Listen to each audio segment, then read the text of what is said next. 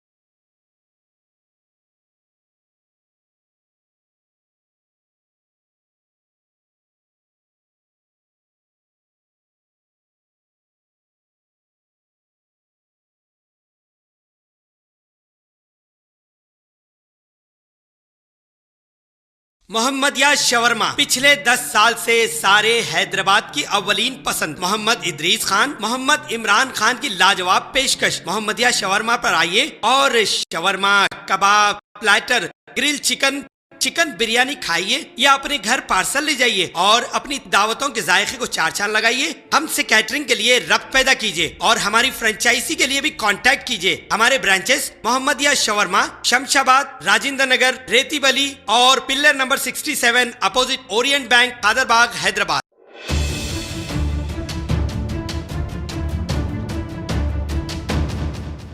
खबर है शहर की, खबर है गाँव की, खबर है सारी दुनिया की। 7H न्यूज़ पसंद आए तो लाइक कीजिए, शेयर कीजिए और सब्सक्राइब करना ना भूलें। 7H news.